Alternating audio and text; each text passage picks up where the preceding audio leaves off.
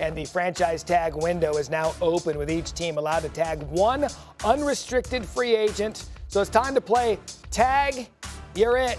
Louis Riddick. So the Cowboys use their tag on George Pickens. If they can't get a long-term deal done, yeah, of course. This is about asset allocation, no. This is about salary cap dollar allocation.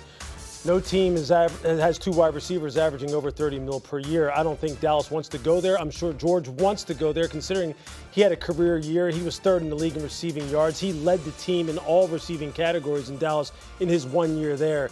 This is going to be a tough negotiation, I'm afraid, though, for the Dallas Cowboys. Let's keep it offense, Kmart. Should the Falcons use their tag on Kyle Pitts?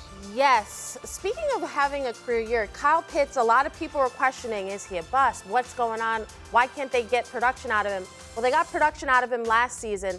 But here's the thing in Atlanta, new staff, new coaching, new front office, everything. So I think they need to tag him to make sure that that 2025 production carries over into 2026. Need some stability hanging over with a huge year for the quarterback, Michael Penix Jr. Speaking of quarterback, Mike T, should the Colts use their tag on Daniel Jones? Hopefully not. Hopefully they get a deal done between now and the deadline. Daniel Jones has been in the league for 8 years. He's only played in one full season, so we know durability is a challenge. On an average per year, I think he's closer to Geno Smith at $35 million a year.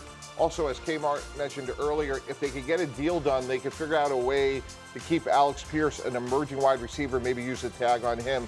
So challenging times in Indy, big sense of urgency to try to get something done with Daniel Jones. And it was the tale of two halves of the season for Jones last year. Top 5 in the NFL in several key categories over the first 8 weeks of last season, including the QBR, completion percentage, and passing yards. Also had more passing touchdowns in the first 8 weeks of last season than Josh Allen and Sam Darnold. But again, second half of the season different for the Colts, and of course he had the injury, and so they didn't end the season, Lewis, the way that they wanted to. So is Jones worthy of one of those long-term extensions? He is, but it's not going to be at what the franchise tag would suggest. It's not going to be at $47 per year. That's not what he's worth. He's probably in the Sam Darnold, Baker Mayfield range, right, Mike? Somewhere in the $33 to $35 million per year range. I'm sure, though, he's looking at it as saying, look, for the first half of the regular season, I was on fire. So I am worth more than that. He's also coming off a torn Achilles. And he's only, 3 months removed from that? He's going to be about 7 months removed from that, 8 months removed from that when the regular season starts. Like, I think this is one of these things where the Colts obviously understand what they have in him, and they understand that maybe he has found now the right fit with Shane Steichen. Sure. But I think you have to also be kind of very, conscious of what kind of long-term deal that you sign with this young man and really what his average per year winds up becoming. I think you do have a buffer, obviously, with Riley Leonard, with the way he played at the end of last year. I think those two together, I think you'd feel comfortable going into 2026 with that as your quarterback room. You know, Lou, I agree with you from a player evaluation, but if the four of us were here in a month from now and he got to the market, I think we would all be stunned when you think about Pittsburgh, Atlanta, Minnesota, Jets, Arizona, Miami, all these teams that need a quarterback. Someone would probably stretch on him just because when he's played so well. Anthony Richardson now, he's the interesting test case here. 2023 first-round pick, didn't play a lot of ball at Florida, hasn't played a lot of ball in the NFL, so now it's kind of like what are you doing with this guy? You're moving him somewhere. I'll tell you what, there's one team that for me, just because of my history with this football team, that I could just see, this would be a perfect place for him. And I know people would say, but they don't need him. Kansas City would be the exact kind of place that Anthony Richardson needs to go. I remember back when I was with the Philadelphia Eagles and we signed Michael Vick when we had Donovan McNabb, and many people thought, why the hell do you need Michael Vick when you've got McNabb? And Andy took him because he thought he was a very uniquely talented individual, obviously, and he had proven it in the league already. But look, right now, Anthony Richardson needs to rehab himself in terms of how people view him from a pure quarterbacking standpoint and from a competitive standpoint, quite honestly. That's why I think his days in Indianapolis are over. Regardless of what he does there, it's never going to be good enough anymore because they're going to look at one play. They're going to look at one game, one series. They're going to say, that's who you are. He yanked himself. Exactly. Yeah. And he needs to go to a place where, look, no one's going to question Andy Reid. No one is going to question the wisdom of going ahead and sitting behind a guy like Patrick Mahomes. No one's going to question at this point, considering the fact that they just brought back Eric Bieniemy for the single most important reason, which is they needed to really instill some accountability on that side of the football. Yep. I think that's exactly what he needs. Hey, Martin, it's interesting, too, because Sam Darnold, Team 5, wins a Super Bowl. Yep. Has that been the test case now for looking at top 10 picks differently? That hadn't worked out at first. Baker Mayfield had been the test case, then Sam Darnold. Yeah. I understand. If I'm the Colts, I'm looking at Daniel Jones like he could be our Sam Darnold because we talked earlier about, you talked about the stats that the Colts offense, #1 scoring offense at the time of the injury. I think Daniel Jones can be that. I would caution teams from thinking a lot of these quarterbacks can have that sort of magical run, like bouncing around and then get to that Super Bowl. I think the culture set up for that, but I think Daniel Jones might be one of the last guys that we're going to see. So you're saying more Daniel Jones, yes. Anthony Richardson, probably not. I mean, we are so far away. I mean, Anthony Richardson, think about how little he played in college, how little he played with the Colts. He's dealt with injuries. I love Kansas City, as long as we put that caveat of, I don't want to see him on the field. I don't want to see him on the field at all. Yeah, I don't think you would. Yeah, but you know what's fascinating about this? Like, context is he'll be 24 in May. He's played in 17 games in the NFL. We're going to be talking about in the draft rookies coming out that are older than 24. Yeah. I mean, he is so young. And I would just say from a Colt perspective, if you move on from Anthony Richardson, that's not worst case scenario. Worst case scenario is he's really good for somebody else and not you. Again, we've seen it happen now. He's otherworldly talented, by the way. It just hasn't translated on the field yet. But again, instances prove that you can go to a second team, third team, fourth team, maybe even a fifth team. I'm on my fifth show today already. Time to play a game of fill in the blank with some of the NFL players on the move next season. And Lewis, Tyreek Hill is the missing piece for blank. This is almost too easy. He's got to go back to Kansas City. This is where he had his best seasons, although he did 2 years ago have a hell of a season in Miami. But he needs right now Andy Reid. He needs Eric Bieniemy. He needs Patrick Mahomes. He understands this training staff. They could get him right, get him ready to go maybe at the midpoint of this season, coming off of that horrific injury that he had. But Patrick also needs his big playmaking ability. And I'm not just talking about as a home run hitter down the field. I'm just talking about that explosive, functional speed that he had when Kansas City was at their height of their offensive powers. All right, this is from Adam Schefter 4 minutes ago on X. The Kansas City Chiefs restructured Patrick Mahomes' contract this week, lowering his salary cap number from $78.2 million to $34.65 million, frees up about $44 million in salary cap space. So having said that, there's room to play and add players. Is Tyreek Hill one who you think is still a top-flight receiver? Yeah, but context is really important. I would sign him to a 2-year deal and make sure that, we spend a lot of this year getting him back to where he was. He's going to be 32 in a couple weeks on March 1st. And, say, hey, you may not play, you could be on PUP. Maybe we'll see it in November. This was a major injury. Obviously when healthy, one of the most explosive, dynamic players in the league. But to me, we got to manage expectations. Like, being ready for opening day sounds like that's going to be a stretch. That's why I think a 2-year deal is more appropriate. It's interesting, Tamar, because the Chiefs are the obvious answer, right? But big picture in the league, what do you believe the interest level is from other teams on Tyreek Hill? I think there's interest because of what the guys are just describing. Home run hitter, playmaking threat. The question, though, is when is he back on the field? We already know the Chiefs, come on back home. I think a team like Buffalo, where there's a lot of pressure on the Bills, their GM, Brandon Beane, to make this the year that they finally get over the hump and win a Super Bowl. If you're a GM, you're going to look at it and say, even if he's not the Tyreek Hill that we saw, the speed and all that, even if he's not that same guy, it takes him a minute. Can he not make one play, a couple plays that changes a game, that clinches a win for you on the biggest stage? So there's definitely going to be interest, but there is that caveat of when will he be on the field? Yeah, I think familiarity plays a big role when you're talking about older players who maybe have, they've kind of established who they are and the way in which they like to operate. So when you're trying to lessen the chances of being wrong in these kind of instances, I think having a history with guys is huge. I remember this back in Washington when we signed London Fletcher to Washington because of his relationship with Greg Williams, and people thought London was done.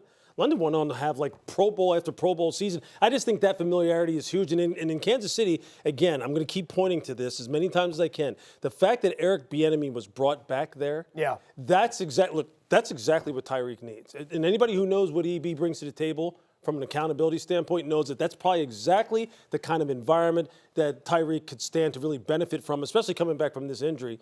And Patrick's coming back from injury too. There's a lot of motivated people down there in KC right now that I think he would kind of just kind of fold right into and really kind of level up this offense, especially on the perimeter. And to me, Tyreek Hill is the beginning of the discussion, guys, not the end of it. Their explosive play rate last year was 9.3%. That was 26 in the NFL. If we got Tyreek Hill, again, great. Maybe he helps us at some point this year. but I'm still scouring for other receivers. You know, Field Yates mocked Jeremiah Love in the first round. They need playmakers all over this offense. So Tyreek Hill could be part of the story, but there's a lot of work to be done. And with that, there's got to be patience because, again, he's got to rehab back from an injury and hope that he gets back into this thing. All right, another player I want to take a look at in terms of who could be the missing piece. Mike T, this one's yours. Kyler Murray is the missing piece for blank. The Minnesota Vikings. You know, we're all looking at this year's where's the Sam Darnold redemptive story. Minnesota, to me, guys, both sides of the ball, they retained Brian Flores, who didn't become a head coach. Kyle Murray goes there. He beats out J.J. McCarthy. I think Minnesota's ceiling is the Super Bowl.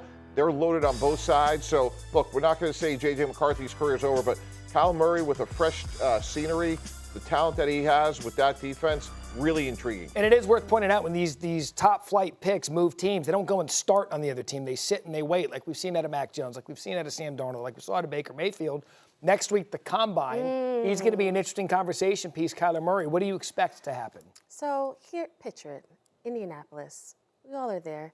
I would describe it as the epicenter of the first date feelers. That's where teams sit down with agents. You have those sort of serious conversations, but the preliminary, like, what's the range? What are you looking for? This is where we're at. And then you go back to your respective corner and they say, okay, this is what we're looking at. I think with Kyler Murray, there's so many teams that need a set guy at quarterback. He's got the talent. When you think of Kyler Murray, talent is not the issue. Talent is not the issue with him.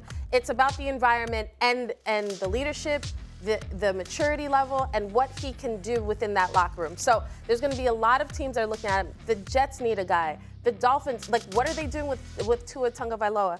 And then, of course, the Vikings, as you were Some news yesterday. Adam Schefter reported that the Seahawks are unlikely to tag Super Bowl MVP Kenneth Walker III, letting him become an unrestricted free agent for the first time next month. So, Mike T, with that in mind, Kenneth Walker is the missing piece for who? The New Orleans Saints. I think he's a perfect complement to Alvin Kamara. They have a young developing quarterback, Lou. What's his name? Oh, Tyler Shuck? Yeah, the president. Tyler Riddick. Yeah, exactly. Yeah, that guy. Tyler Riddick, Shuck? Yeah. Chuck Riddick? So well, you have Tyler Shuck developing in New Orleans. You have Alvin Kamara, who's more of a space guy. What Kenneth Walker does well, guys, he runs hard between the tackles. I think he's a perfect complement to what's a really good emerging group of skill players in New Orleans. Lewis, right move for them not to tag the Super Bowl MVP Seahawks. You know what? I think it is because I don't believe Kenneth is a $14.5 million per year running back. And and the reason why, look, you try to find some objective data points to kind of support this. Look, explosive plays for running backs are really characterized as 10-plus yard runs. Over the past 2 years, Derrick Henry leads the NFL. He has like 80-something. Okay, 80-something explosive runs like that.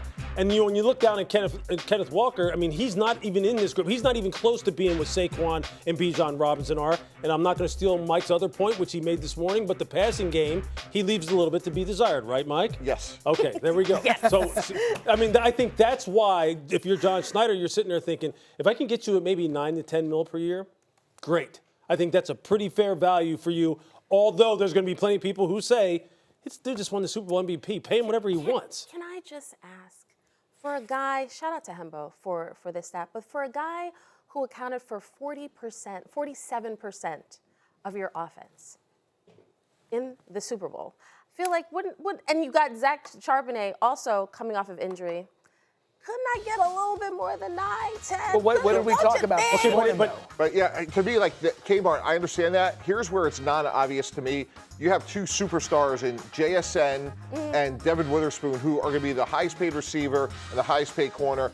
And even though they have a couple years left on the deal, like to me, that's job 1, 2, and 3 because they are great players. And I would love to have Kenneth Walker, but to me, he's at the right price. And if he graduates, we'll find another running back. What did we talk about, though? We're having this conversation about Kenneth Walker because he had one of his best games of his career on the biggest stage. So he's got a perfect resume reel to put out there that and you got, 100-plus million GM saw. sitting there like, I'd love to have him, but I want Jackson Smith and Jigba. I want Devin Witherspoon. And you're right. I mean, you want him. I mean, I'd want him at 9, 10 million per year. I just think, obviously, the tag kind of sets the floor of what, on an average per year basis, of what you're going to want to pay him. And do you want to pay him $14.5, $15 million? I mean, off of that, and I get it, it was a great game in the biggest moment. But the resume goes beyond just that game. And I understand the power and the weight of that game. I do. But I think I think, and when Mike adds in the fact that there's other guys like Witherspoon and like JSN, Rashid Shaheed, I mean, there's other guys who you're going to want to continue to keep in the fold. That's going to be a tough one. I understand the business side as pro player. No, I think here's the issue. Super Bowl teams, these are champagne problems because you got you have a lot of guys to pay. But once you start saying, we really got to focus on these guys, this one over here who helped us win, we're okay if he goes elsewhere. I feel like that's where Super Bowl teams get themselves in trouble. I'm just telling you, if I'm Kenneth Walker III, I pull a Larry Brown and I take that MVP trophy around the league and get paid for it.